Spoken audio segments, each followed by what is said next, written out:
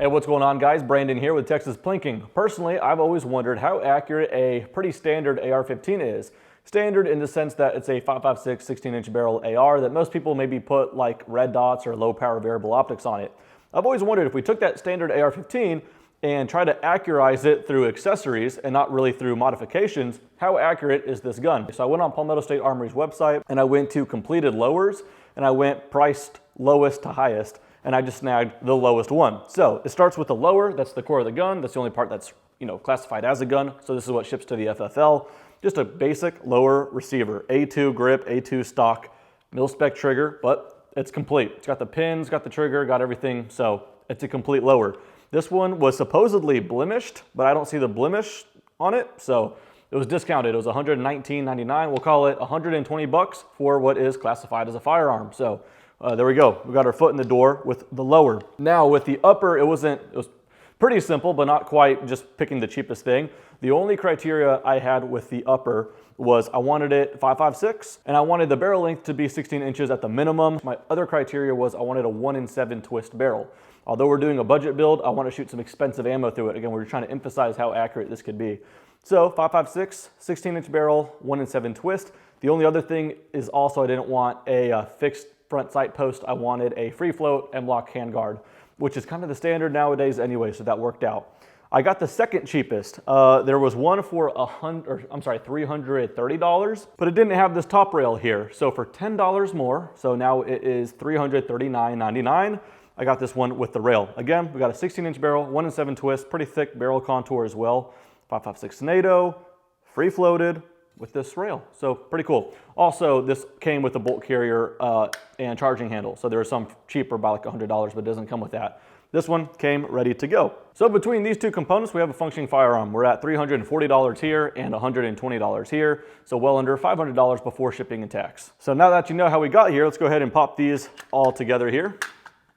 For a budget rifle, those pins are nice and tight. So that's pretty nice. So mil-spec trigger, but I have to say it's actually kind of breaks lighter than I was expecting. I happen to be lucky enough to be sitting on just a random parts bin, so because I made the rules, I can bend them. If you guys don't like it, then I'm sorry about that. The bare gun I did buy. The only other thing I bought is a trigger. Now, before you guys yell at me saying this is supposed to be a budget rifle with no modifications, hear me out. I'm not trying to do anything to increase the performance of the gun. A trigger doesn't make it more accurate, it makes the shooter more accurate, so I can better represent it. That's my argument, I'm sticking to it. As the bare gun goes, this is under $500. I'm gonna change the muzzle brake just because I happen to be sitting on a spare one. And honestly, this is kind of the thesis of the whole thing.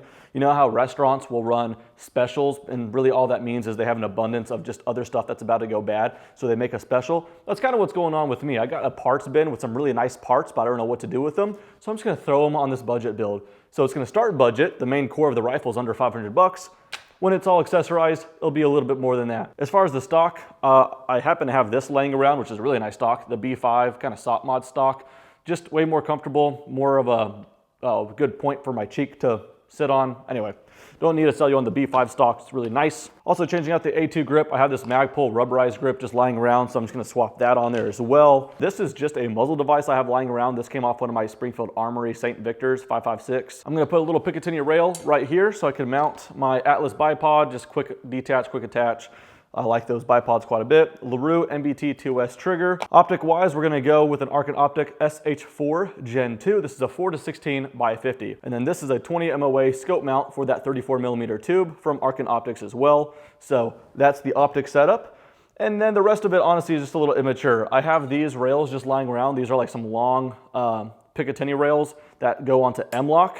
And it's gonna add some weight, and I'm okay with weight on this setup just because it's kind of more bench rest SPR type setup, so it'll kind of look cool. So I'm just gonna add some rails to it, unnecessary, and then maybe I'll go ahead and spray paint it just because I can. All right, it's been about 40 minutes and I'm now high on paint fumes and paint thinner, but the gun's complete.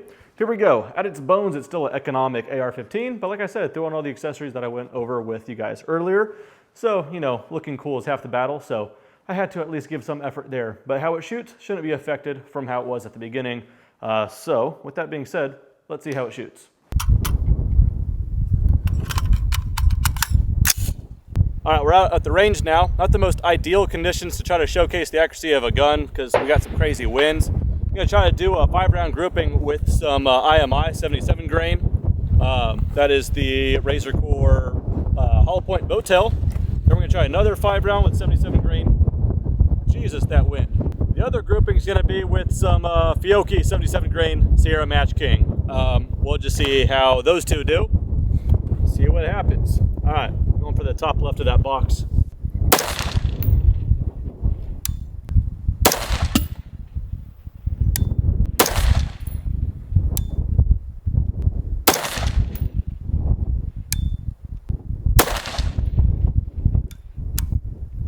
Seems like it started doing quite a bit better towards the end. Maybe the barrel just needs to get a little bit of heat in it.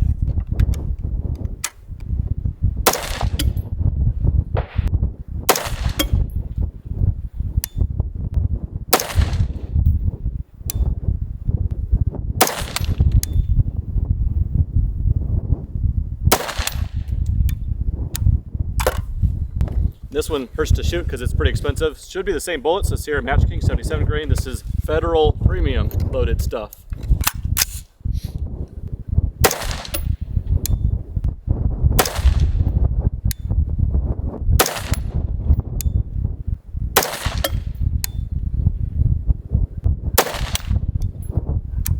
I think that one might be the best, unfortunately. It's the most expensive too. Take a look at what we got. All right, so started top left here with the IMI. I don't know, I don't have something to measure with, but end to end, I'm gonna guess that's probably around just about 2 inches nearly, maybe a bit less than 2 inches. If we take away that flyer, that starts looking like just over an inch, so not terrible. Then this was, again, we're not really going for center, we're just going for a tight group, so I don't care where it's at. Then this was the Fiocchi. Almost about similar, except I had the 2 flyers here. So once again, I don't know, that looks like just under 2, if not 2 inches. Then the Federal stuff started out pretty good, strung out just a little bit, but not by much. I would say that's just over 1 inch. So we kind of have a baseline, again, not the best conditions. I felt pretty good about the shots, but this was certainly moving a little bit, but that's what we got.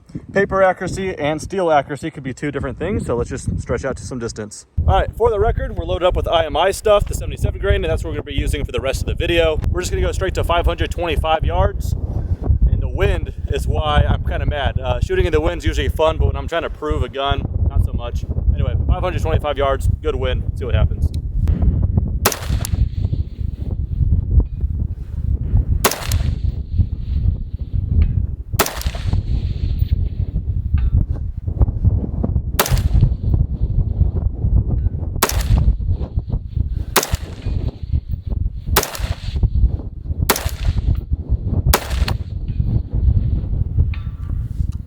All right, easy enough. Pretty big jump from there. Let's go to 770 yards. This is probably where we're gonna stay for the majority of the shooting. I just came off shooting another video with another 16-inch barrel AR. It's a Mark 12 Mod H. You guys may have seen that video. So it's interesting comparing that because that's like a $2,100 rifle and this is under $500 for the core rifle. And that gun did pretty good, but it can only do so good. Again, it's crazy conditions right now. So curious to see how this compares. 770 yards. Let's see what happens. For a first shot at 770, that wasn't too bad. We're just a little bottom right of it.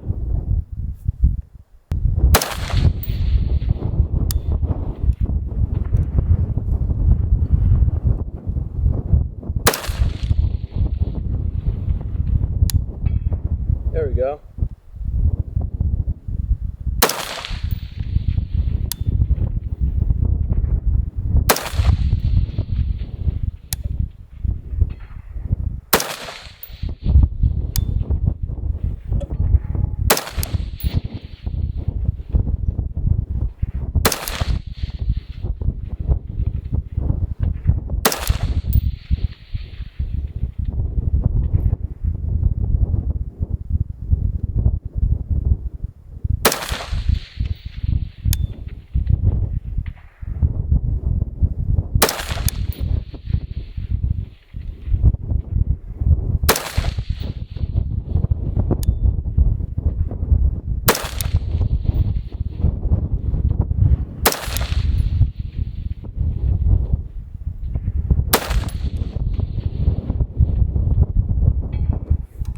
started out with a pretty good run there, then it started really spreading out. The good news is most of that spread is horizontal, and that is just that wind. It'll just completely cut off, and then it'll really pick up, and it's 770 yards away. So what I'm feeling is not necessarily what's going on down there. So it's always fun to shoot in these conditions, but again, I'm just trying to prove how accurate it could be. So not ideal. Might have to bring that again, but it is getting hits at 770.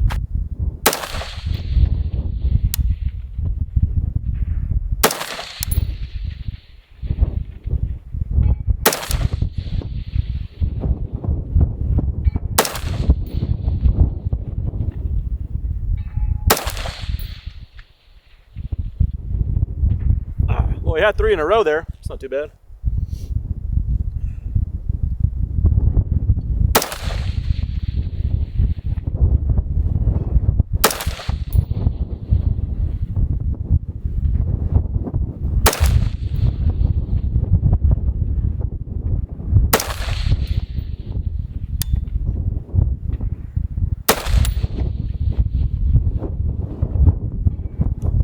Yeah, a little interesting there. Started spreading a little vertically as well. Maybe it's getting a little toasted. Yeah, I'm not really giving it a break. I'm shooting pretty quickly here. Ended on a hit there though, so not too bad. Might just have to let you guys kind of draw your own conclusions based off what you're seeing. Just know that the conditions are kind of crap. I mean, again, I'm shooting a precision rifle earlier. Well, precision, a Mark 12 Mod H. Even though it's got a 16-inch barrel, again, it's a $2,100 precision AR.